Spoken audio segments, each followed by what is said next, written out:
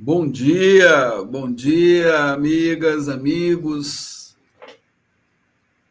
do nosso Rondônia querido, da nossa Federação Espírita de Rondônia, para mais um programa nosso. Mais uma vez estamos aqui no nosso Rondônia Espírita, graças às possibilidades que a tecnologia nos oferece, né?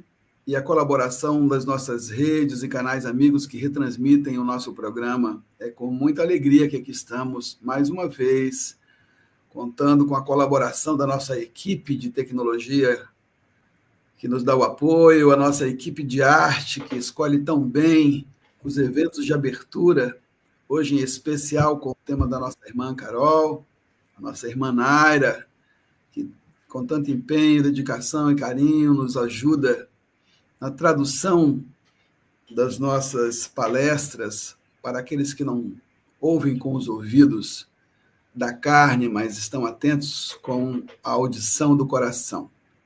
Hoje contamos com a presença da nossa irmã Caroline Cadamuro Urro Ferreira, ou Carol para os mais próximos, né? Carol, seja muito bem-vinda, querida. Viu? Carol é trabalhadora de Ariquemes, do Centro Espírita Eurípides Barçanufo, mas também colaboradora do Centro Espírita Allan Kardec, também de Ariquemes, pois a gente que está aqui para trabalhar tem que estar pronto para trabalhar em todos os lugares onde Jesus nos oportuniza, hein? Carol, seja muito bem-vinda, viu? Qualquer coisa que você queira falar, eu inicialmente vou fazer a prece de abertura, e depois eu vou te passar a palavra, se você quiser fazer algumas considerações iniciais. Se não, já pode iniciar com a exposição do tema, tá bom? Ok. Então, como de costume, né, vamos nesse momento buscando o amparo e o auxílio dos nossos bons amigos para esta manhã. Vamos elevar o nosso pensamento a Deus, a Jesus, e orar. Pai de amor e de misericórdia infinitas, Jesus, amado mestre, amado amigo, amigos da espiritualidade que nos amparam em todos os instantes. Agradecemos por mais esta oportunidade de trabalho, de aprendizado, de convivência amorosa, rogando as vossas bênçãos para que tudo transcorra em um clima de paz, de harmonia, e que alcancemos o melhor de nossas possibilidades no trabalho de hoje. Rogamos o vosso amparo em particular para nossa irmã Carol, que vai nos trazer o tema, o Sermão do Monte, sempre tão oportunamente necessário para ser colocado diante de nós, convidando-nos à reflexão necessária em torno das mensagens e ensinos que Jesus nos trouxe. Fiquemos todos em paz, que assim seja. Carol, minha amiga, a palavra é sua para o que você queira fazer, tá bom? Estamos aqui aguardando com você o transcorrer dos trabalhos. Obrigada, Hércules. Sejam todos bem-vindos. Sabedores que somos, que Deus encontra seus trabalhadores, seja ele no ambiente físico de nossas casas, de nossos lares, de nossas casas espíritas. E graças ao avanço da tecnologia, por meio de lives, né, que a gente tanto usou durante a pandemia, mas que permanecemos usando esta ferramenta para nos conectarmos uns aos outros. O tema de hoje não poderia, como disse o Hércules, ser mais oportuno. A gente muitas vezes acha que já conhece o Evangelho, que a gente já leu. Carol, eu já li o Evangelho várias vezes, eu sei de cor os capítulos, eu sei quais são os evangelistas, eu conheço o texto, mas a pergunta nunca tem que ser essa. A pergunta é o quanto ele está presente em meu espírito. Emmanuel, na introdução do Caminho, Verdade e Vida, que a gente muitas vezes se esquece, foi escrito, psicografado logo após o auge da Segunda Guerra Mundial. Momento em que nós estávamos, enquanto humanidade, travando batalhas gigantescas, frutos do nosso orgulho e egoísmo, as duas maiores chagas da humanidade. E na introdução, Emmanuel diz que o Evangelho é a luz a nos conduzir. O apóstolo Paulo, no capítulo 15 do Evangelho segundo o Espiritismo, nos lembra que a caridade é a coluna luminosa que nos guia à saída do deserto. Não o deserto descrito no Êxodo, no Pentateuco de Moisés, mas o deserto em que encontramos, diante de nossas imperfeições, diante de nossas falhas, dos vícios que ainda carregamos em nossos espíritos.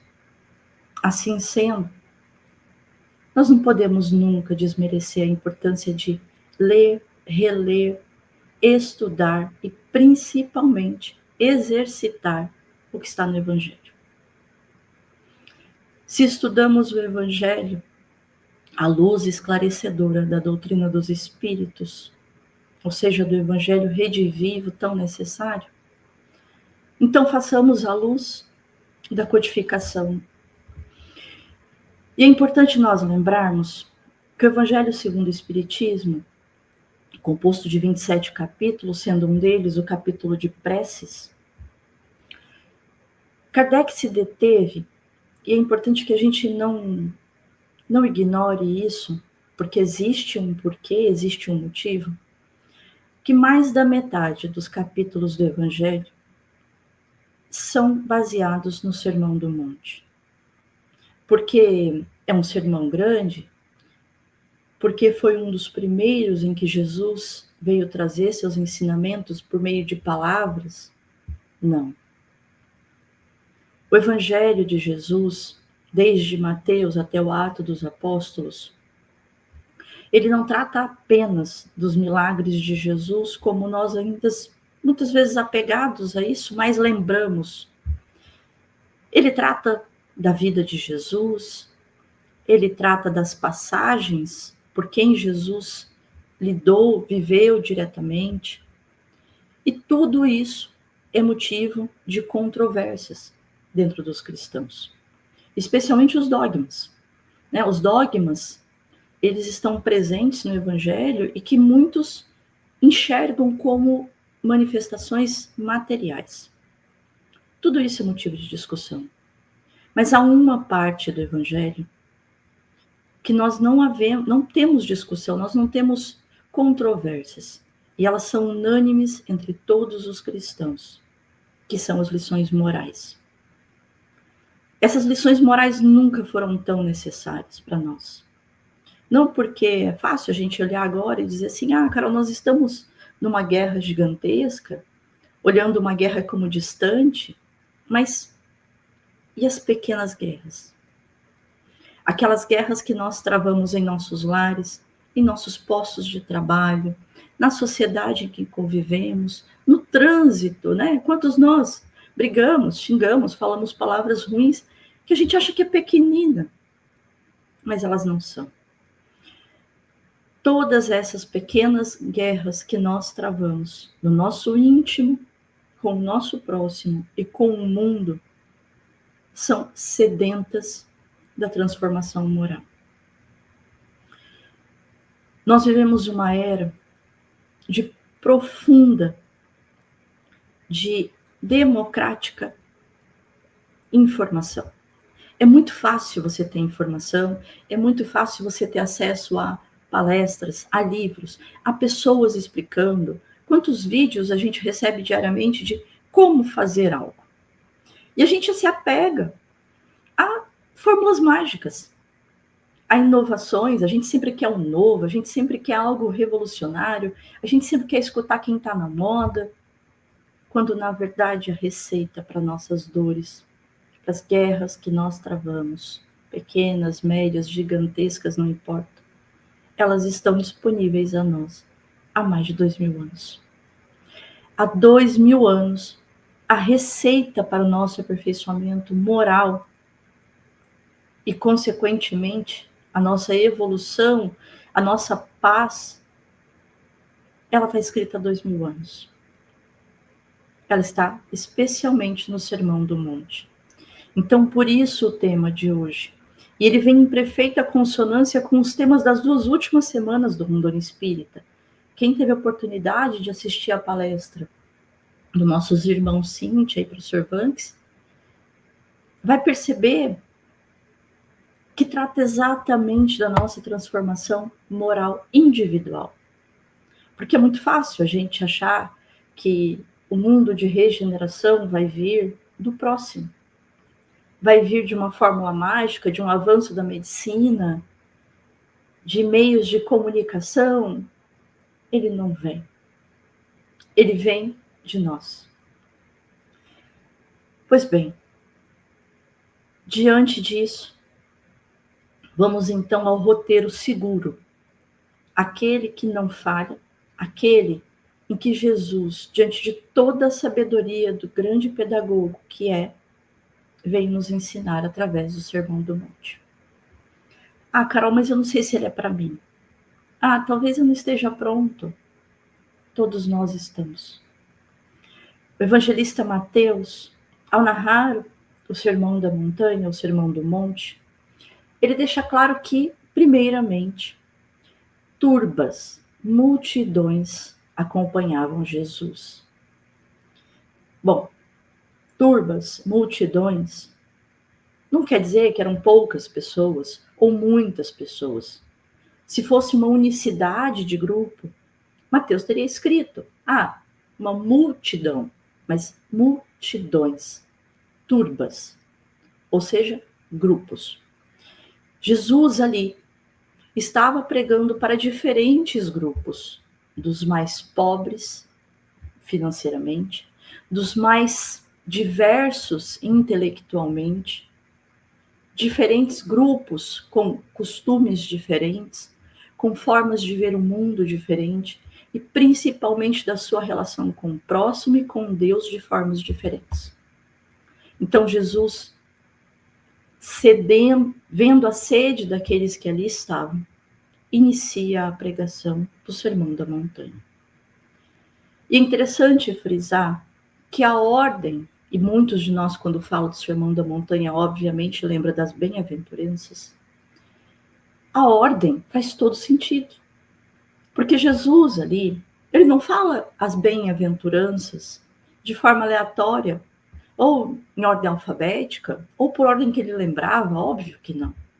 Existe uma sequência lógica, não apenas de raciocínio, mas de passo a passo em que temos que fazer. Quando a gente vai fazer café, por exemplo, a gente segue uma sequência. Quando vamos preparar um alimento, nós seguimos uma sequência. Quando vamos alfabetizar nossos filhos, nós seguimos uma sequência.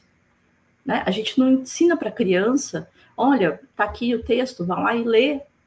Para uma criança que ainda não conhece as letras. Para a criança que ainda não conhece os fonemas, que não junta sílabas. Jesus, sabedores que crianças espirituais ainda somos, didaticamente vem nos ensinar o passo a passo. E o primeiro que ele usa, a primeira bem-aventurança que ele vem nos ensinar, é talvez o motivo maior de nós estarmos aqui. Porque nós ainda, infelizmente, estamos aprendendo a exercitar a primeira bem-aventurança. As 9 bem-aventuranças, a gente pode classificar elas numa ordem cronológica e didática da seguinte maneira. As primeiras 3 bem-aventuranças tratam da relação de mim comigo mesma.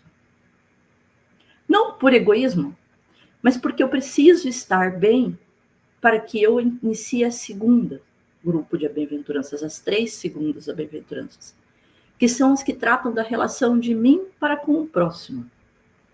E a última grupo, os 3 últimas bem-aventuranças, que tratam da minha relação para com o todo e para com Deus. Quando a gente vai estudar o homem de bem, Kardec faz essa mesma lógica de raciocínio. Ele trata das características do homem de bem, primeiro da relação dele com ele mesmo, depois da relação do homem de bem para com o próximo, e depois, enfim, a relação do homem para com Deus. Obviamente que não por uma classificação de importância, mas porque é necessário iniciar pequeno, no íntimo. É necessário também que a gente lembre que quando Jesus foi pregar o Sermão da Montanha, ali estavam aqueles que por mais de 400 anos não escutavam um pregador, não recebiam um profeta. E eles estavam sedentos por palavras para dizer, muitas vezes, que aqueles dogmas seguidos por eles estavam corretos. Aqueles que estavam ali buscavam muitas vezes, e nós ainda hoje, quando vamos estudar o Evangelho, buscamos a autoafirmação daquilo que nós já pensamos. Como se nós estivéssemos carregando verdades que nós não queremos nos despir. E aí Jesus vem com todo amor, com toda a paz, e nos diz a primeira bem-aventurança. Bem-aventurados os pobres de espírito. Mas por que Jesus começou primeiro por essa? Por uma razão muito simples. Se eu não sou capaz de reconhecer a minha pequeneza, a minha ainda frágil fortaleza de fé, o meu frágil ainda conhecimento, minha frágil existência diante do processo de evolução, como eu ainda serei capaz de conhecer e de acumular novas virtudes. E é muito fácil entender. Quando estou tomado pelo orgulho de que eu sei, eu me basto, eu entendo tudo. Agora está com um novo brincadeira, eu sou o último, eu sou o alecrim dourado do campo. Se assim penso, como sou capaz de aprender? Como sou capaz de observar o próximo ao meu lado que tem tanto a me ensinar? Como sou capaz de pegar o Evangelho e reconhecer que eu tenho muito a aprender com ele? Portanto, Jesus começa, não à toa, repito, com a primeira das virtudes que nós precisamos impregnar o nosso espírito, que é a virtude da humildade. Não à toa, nós somos sempre lembrados, nós trabalhadores da doutrina dos espíritos, que o orgulho e o egoísmo são as grandes chagas da humanidade.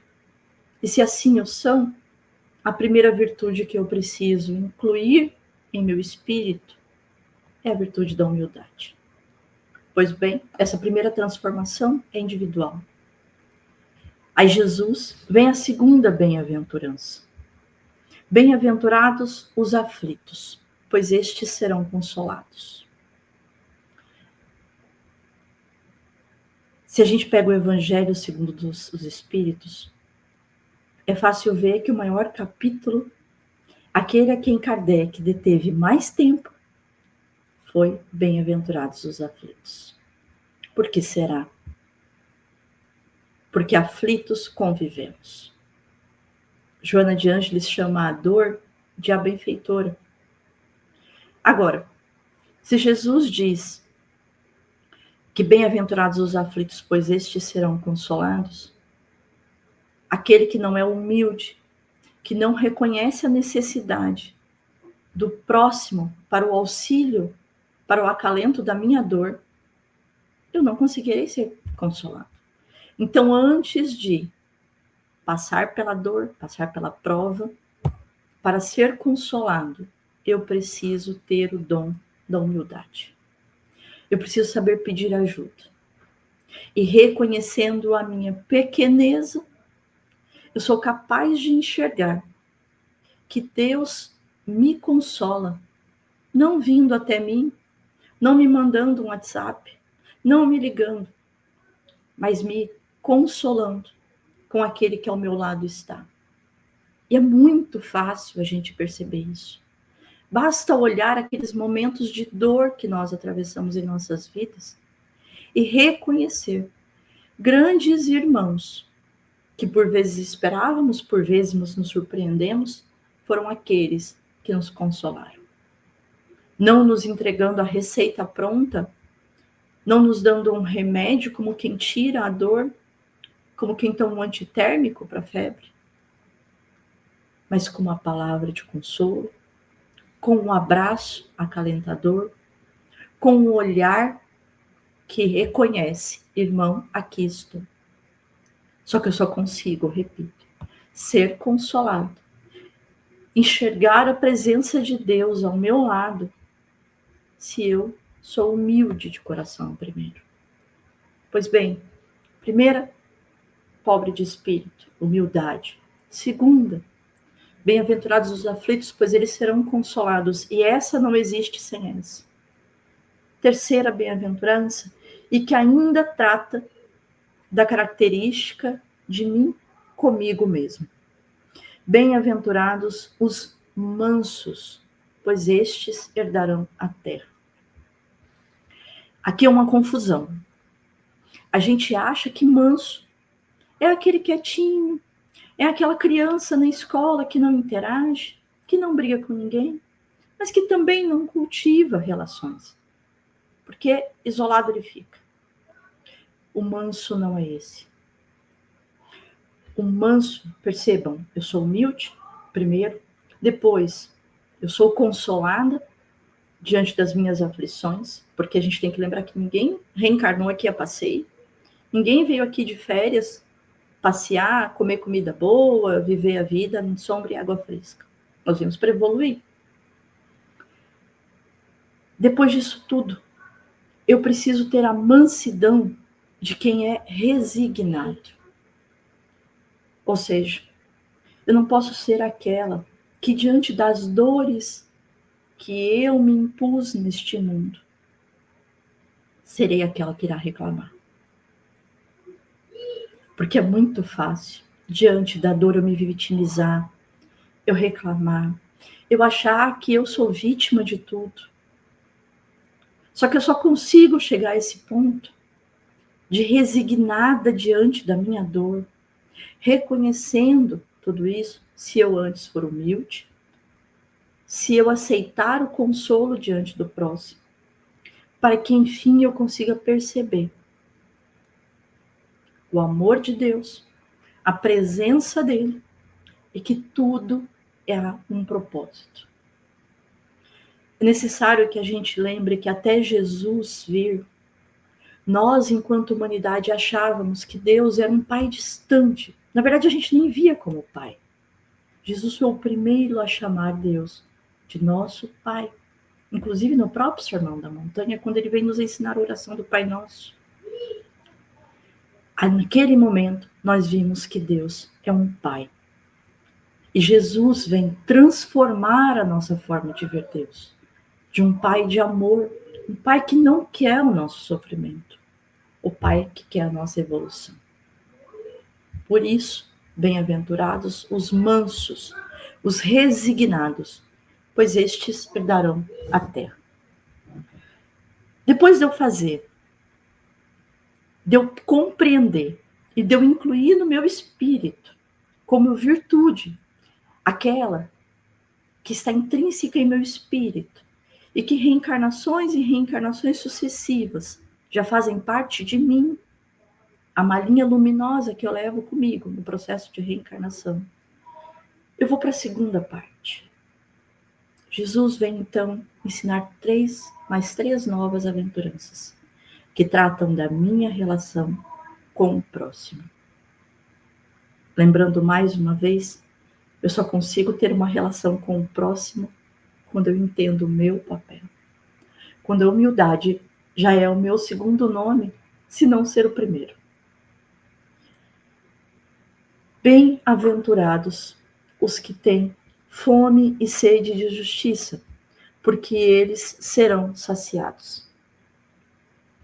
A primeira luz, a gente acha que quem tem fome, tem sede, que tem que ser saciado sou eu. Não é essa a intenção. A intenção de Jesus é que eu, enxergando a presença de Deus, o próximo como meu irmão, eu o auxilio. E isso é muito forte na doutrina dos espíritos, muito forte no movimento espírita. Você consegue ver em todas as casas espíritas que você for no Brasil, eu vou falar pelo Brasil, que eu conheço, trabalhos de auxílio ao próximo. E se engana aquele que acha que o objetivo maior é dar a comida, a água, um bem material ao próximo. Não é isso. É ao entregar a água, é ao entregar o alimento do corpo, eu olhar no olho do meu próximo e dizer: eu te vejo. Eu te reconheço como membro da minha família. Eu não vejo distinção entre você e eu. Somos todos filhos de um único Pai. Todos nós temos Jesus, nosso irmão maior, mestre e guia, como caminho, verdade e vida. Eu lhe reconheço como o meu próximo. Assim, tal qual Jesus respondeu, quando perguntado a ele: mas Jesus, como é o meu próximo? E aqui merece uma outra palestra, óbvio. Nós vamos entrar agora. Quando Jesus conta a parábola do bom samaritano para explicar quem é o próximo. Em que o objetivo maior ali não era de Jesus dizer: vá e trate do primeiro caído que encontrar na rua. Mas não. Tomado de profunda compaixão, veja o próximo. Reconheça a dor dele. Sacie a sede e a fome do teu próximo, porque ali eu estarei. E Jesus continua: bem-aventurados os misericordiosos, porque eles receberão misericórdia. Mais uma vez, a minha relação com o próximo. Agora, fazendo de novo toda a linha de raciocínio, o cordão de raciocínio. Eu consigo dar perdão se não for humilde?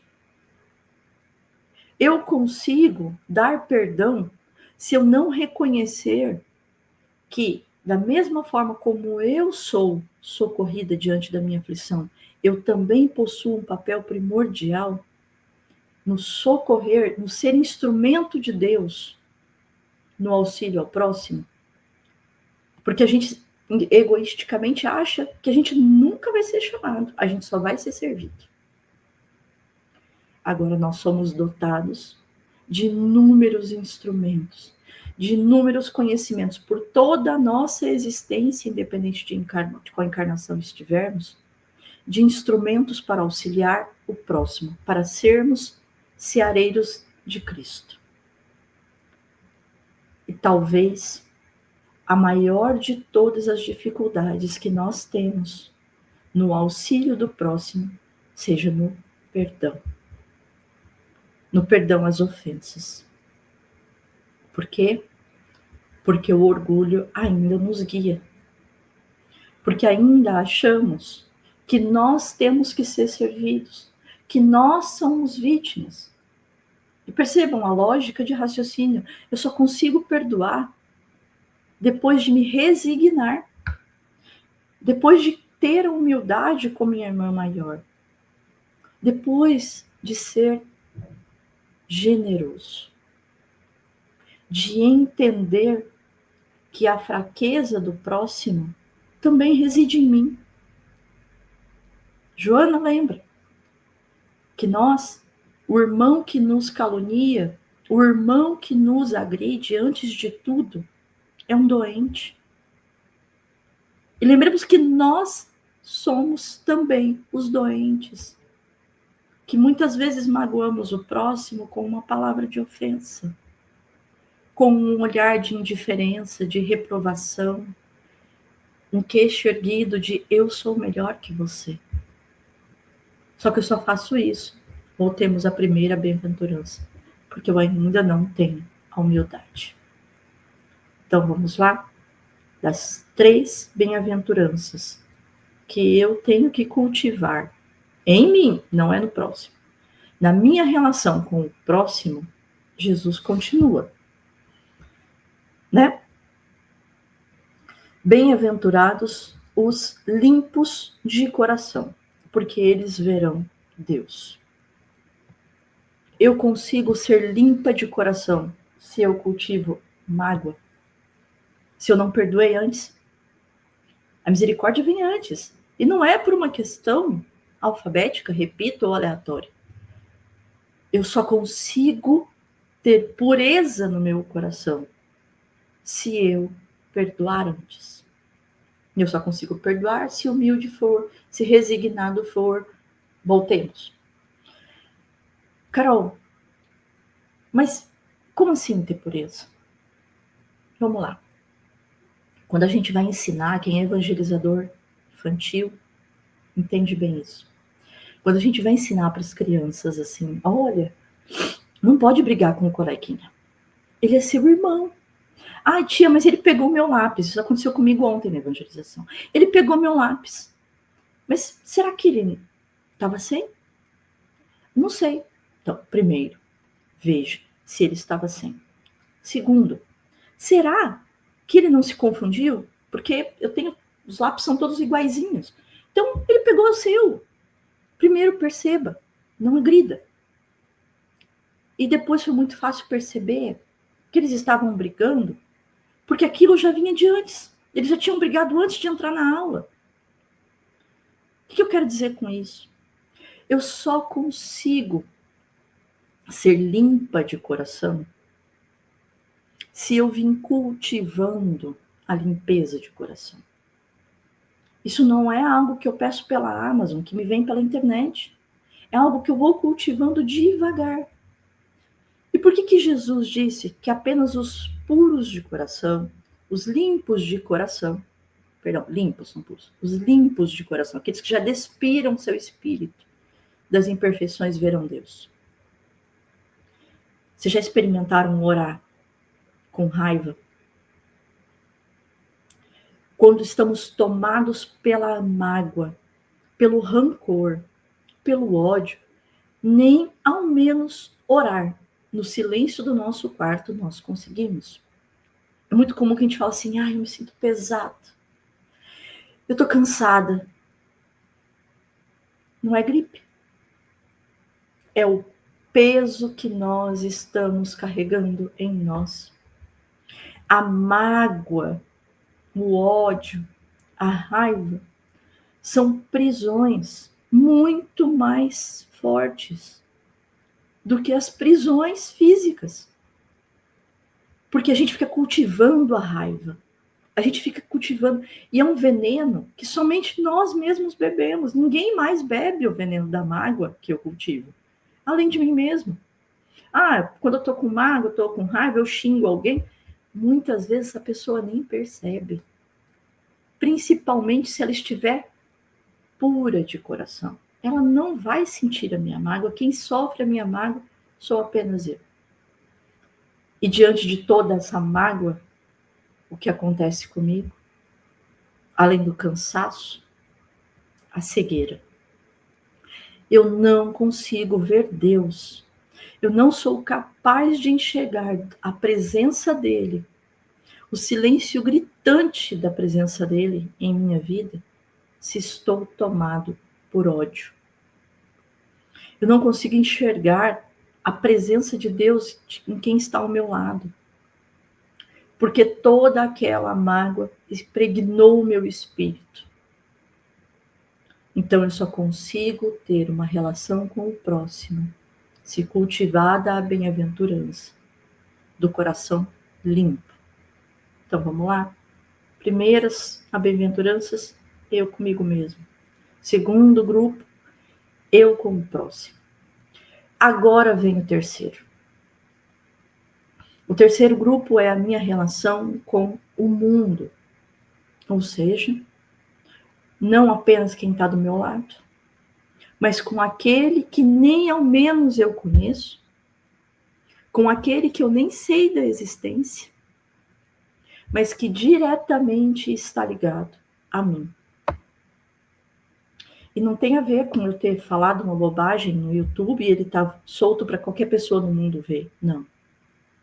Tem a ver com o sentimento que eu emano, com a energia que ao meu redor está, com o ambiente que eu escolho estar e com o que eu deixo para o ambiente onde eu estou. A gente quer ser servido, mas nunca quer servir. Infelizmente, nós nos pegamos muito mais esperando que alguém venha trazer bons sentimentos numa bandeja para nós e esquecemos que nós temos mãos para servir o próximo, especialmente aquele que eu não conheço, aquele que eu não tenho nada a esperar em troca, que não seja o sentimento do amor do Cristo. Então Jesus vem. Bem-aventurados os pacificadores, porque eles serão chamados filhos de Deus. Outra forma em que nós confundimos o pacifista do pacificador. O pacifista não é aquele que chega no ambiente, o pacificador, perdão, não é aquele que chega no ambiente e fala assim, vamos todo mundo parar de brigar, tá? Não, esse é o pacifista. Ele chegou e falou, olha, eu não gosto de brigar. E se recolheu em si mesmo. O pacificador, Jesus não apenas falou, mas ele nos mostrou com exemplo tudo que ele pregou, é o que Jesus faz no caso da mulher adúltera. Jesus ali mostrou para nós o que era o pacificador.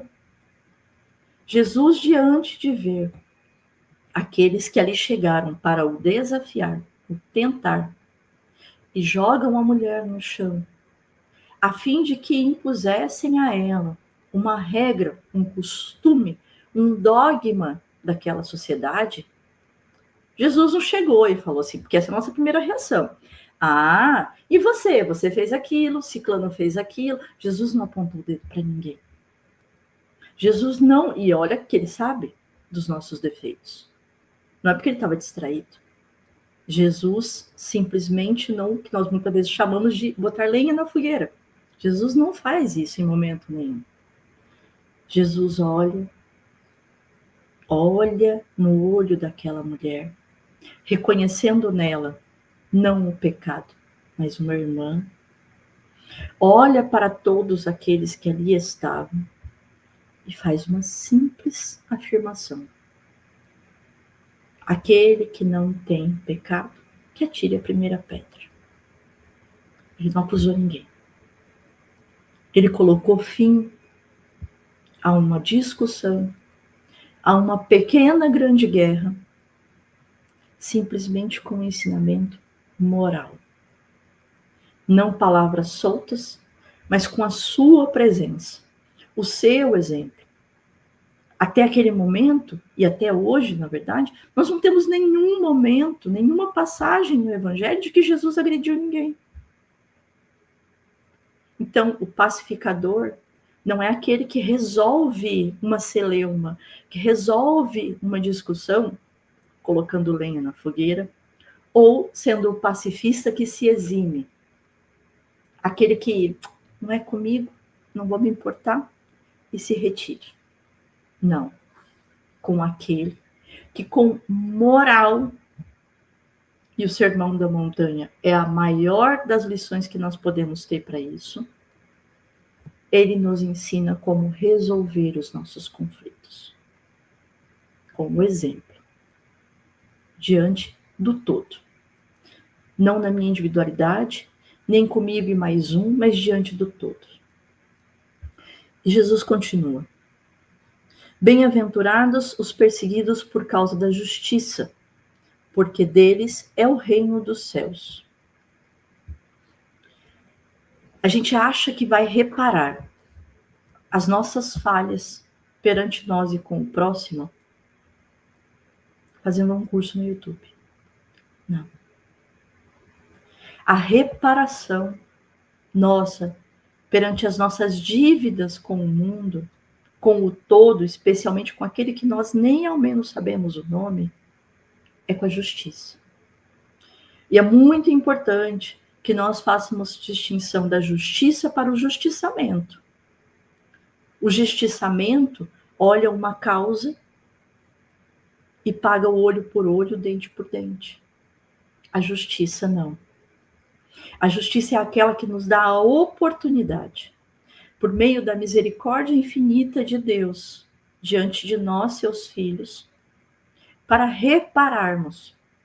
Então, quando nós praticamos, sejam elas ações materiais de caridade, sejam elas as ações morais de caridade, tal qual Jesus entendia, benevolência, perdão, indulgência, nós estamos reparando tudo aquilo que nós pedimos para reparar. A gente esquece muitas vezes que no nosso planejamento reencarnatório nós não fomos jogados. Não foi uma loteria, vai lá, agora é sua vez de reparar isso. Nós pedimos para reparar as nossas falhas, para reparar, para pagar nossas dívidas. E Deus, em seu infinito amor, nos concede. E vai além.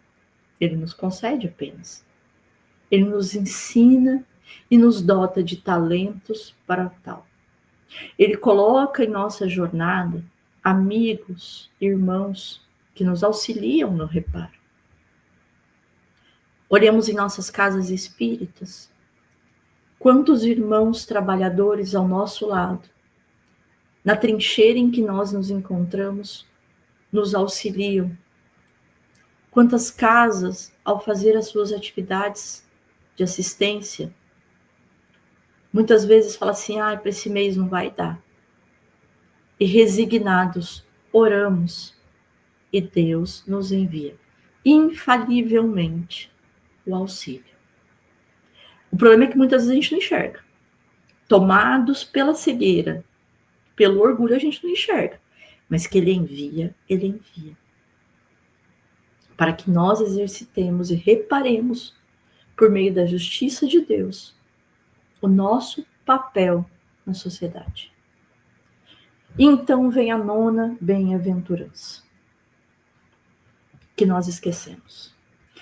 Bem-aventurados sois vós, quando vos injuriarem e perseguirem e, mentindo, disserem todo mal contra vós, por causa de mim.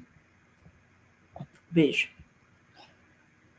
o sofrimento imposto a nós, não por conta das nossas falhas, essa daqui Jesus já ensinou, mas porque seguimos Ele. Ninguém disse que ser cristão ia ser fácil. E é muito normal a gente escutar nas fileiras espíritas que não é fácil ser espírita. E realmente não é. Muitas vezes somos julgados. Muitas vezes somos questionados pelo caminho que seguimos. Muitas vezes nos pegamos fazendo o que os sofistas muitas vezes discutem, que é os fins justificam os meios. Não, mas a sociedade é assim, então também vou ser assim. Sonega-se imposto, também vou sonegar. Como quem diz, tudo é assim, então eu também vou ser. Não, não é esta a lição de Jesus em sua última bem-aventurança do Sermão da Montanha. É que nós sentiremos o peso de segui-lo, porque não é fácil seguir o caminho correto. Se alguém disser isso, errado está. É difícil. Primeiro para a imperfeição de nós mesmos conosco, depois para com o próximo e, enfim, para com o mundo.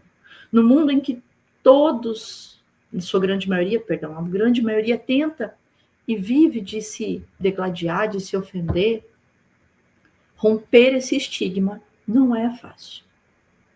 E sim, seremos questionados sempre quando seguirmos Jesus. Há muitos anos atrás, quando éramos jogados nas covas dos leões, hoje, de formas diferentes, mas ainda assim questionados pelo caminho cristão que escolhemos seguir. Jesus não encerra o Sermão da Montanha com as bem-aventuranças. Ele encerra com a missão para os seus discípulos. Como quem? Aquele professor que fala assim, olha, já te ensinei o exercício, está aqui no quadro. Agora, vá lá e faça. Jesus, então, depois das bem-aventuranças, vem nos dar a missão dos seus discípulos e diz, vós sois o sal da terra. Hoje é muito comum a gente escutar assim, sal faz mal para a saúde. Mas a gente esquece que sal é a primeira moeda da humanidade. Não porque as pessoas queriam comer carne salgada, mas porque o papel do sal é o de conservar. O sal é usado até hoje. Claro que hoje nós temos outras formas tecnológicas de conservação de alimentos, mas até hoje, em muitas práticas alimentares, de preparo dos alimentos, nós usamos o sal para, primeiro, conservar. Por que conservar? Por que Jesus fez questão de dizer que nós somos aqueles que irão conservar os ensinamentos dele? Porque a pregação a qual Jesus se referiu do seu evangelho não é o de pegar o evangelho e sair lendo na rua. É o de ser o alimento vivo, o alimento conservado, aquele que conserva e que expõe ao mundo os seus ensinamentos. Nós não convenceremos ninguém a sermos cristãos por meio de palavras, de textos, de vídeos. Nós convencemos pelo exemplo, porque nós somos o sal da terra. Essa é a nossa missão como discípulos do Cristo, de sermos aquele que levamos por meio do exemplo os seus ensinamentos. E Jesus continua: vós sois a luz do mundo. Nós muito temos escutado ultimamente: brilha a vossa luz, você tem a sua luz própria. Temos, mas não há ninguém que venha acender a minha luz. Sou eu mesmo. Por meio do cultivo das virtudes dispostas nas bem-aventuranças em mim, por meio de ser o sal da terra, aquele que conserva o ensinamento do Cristo, e que damos sabor à vida, que damos a característica da vida aonde estamos. A gente costuma brincar: fulano é insosso, onde ele chega ninguém percebe. Uma brincadeira boba, mas didática no entendimento. Nós não temos que ser o insosso, o morno, aquele que onde entra e sai não é percebido. E aqui não se trata de escândalo, não se trata de falar alto. Um sofisma interessantíssimo que eu acho que quando dois estão gritando, estando ao lado, não é porque estão distantes, estão perto, mas porque os corações estão distantes. Então, às vezes a gente acha que para ser percebido, a gente tem que gritar. Mas a gente só faz isso porque o nosso coração está distante daquele que ao nosso lado está. Nos lares, não importa, em qualquer lugar. Nós somos percebidos quando somos os verdadeiros discípulos do Cristo. Quando acalentamos, quando amamos, quando recebemos, quando tomados de profunda compaixão, enxergamos a existência do próximo a nós. Este é o ensinamento que nós temos que ter. Nós não precisamos buscar influenciadores. O maior de todos os influenciadores que nós temos deixou este grande ensinamento há mais de 2000 anos, que atravessa culturas, atravessa momentos da humanidade, encontra todos os corações. Se você chegar em qualquer religião, você não vai encontrar ninguém que diga diferente. Porque o ensinamento moral do Cristo não é para um, não é para dois, não é para característica um, é para todos nós. É como o sangue, o doador universal. É como aquele alimento que todos gostam e principalmente todos nós necessitamos. Então, o Sermão do Monte é nada mais do que um ensinamento que a gente tem que acordar pensando, viver exercitando e dormir agradecendo. E assim a gente encerra hoje, agradecendo. Obrigada.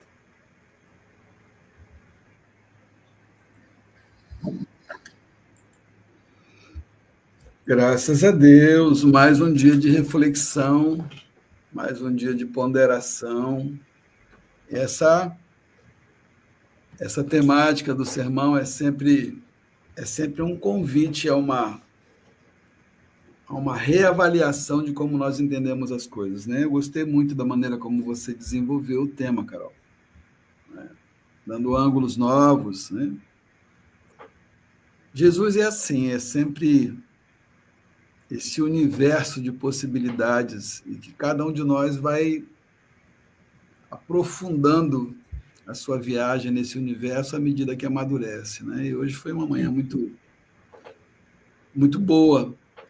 Gostei muito de ter ouvido algumas considerações suas a respeito do Sermão do Monte, né? Gandhi dizia que o Sermão do Monte era o resumo da doutrina de Jesus e se tudo se perdesse e o Sermão do Monte fosse preservado, estava tudo bem, ninguém tinha perdido nada, né? Agora é preciso saber ler, né? Como você disse, é preciso saber meditar.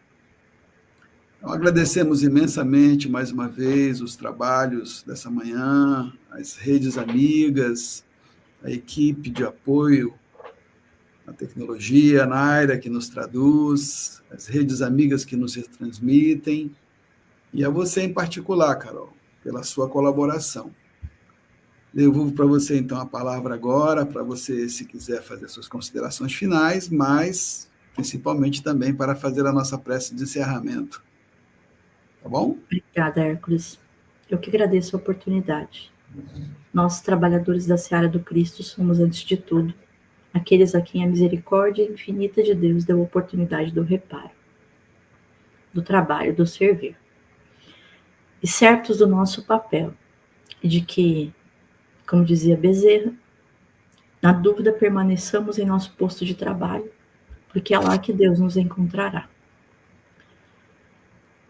Então vamos fechar nossos olhos e abrir nossos corações para ver o Cristo. Deus nosso Pai, que é toda bondade, misericórdia. Um Pai que olha para nós, que se faz presente em nossas vidas. Jesus, nosso irmão maior, aquele que nos guia, aquele que nos ensina, aquele que nos consola, aquele a quem todo instante diz: ao teu lado estou. Obrigada, Pai, pela oportunidade de todos os dias juntos estarmos. Obrigada pela oportunidade do estudo edificante, do conhecimento do Evangelho Redivivo, dos talentos que nos ofertam todos os dias, das jornadas que nos propiciou, dos irmãos que encontramos nessa jornada, das palavras de refazimento, dos abraços que nos fortificam, da oportunidade de nos ligarmos uns aos outros, a fim de que criemos laços de amor que libertam. Obrigada, Pai, pelo alimento do corpo, mas principalmente pelo alimento do espírito, pois sedentos estamos. Rogamos especialmente, Pai, que nos auxilie no trabalho fraterno, que não nos desviemos com trivialidades do mundo, que não nos esqueçamos que o auxílio é imediato àqueles a quem estão ao nosso lado, que não nos ceguemos diante de nossas imperfeições e sejamos impedidos de enxergar as tuas maravilhas em nossa vida. Fortaleça-nos, Pai, no trabalho diário, em nossos lares, em nossas casas espíritas, nos nossos postos laborais, em cada instante que formos, auxilia-nos a ser o Evangelho vivo, auxilia-nos a ser teu discípulo. Obrigada, Pai, que a tua presença invada nosso ser, mas apenas se nós percebermos, nós seremos capazes de enxergar. Obrigada, Pai, esteja conosco hoje e sempre, que assim seja. Assim seja. Beijo no coração de todos, um beijo. Bom Fiquem final com de Deus. semana, exatamente, um bom resto de domingo, muita paz, muita luz para todos nós, e até a próxima semana, com a graça de Deus. Que assim seja.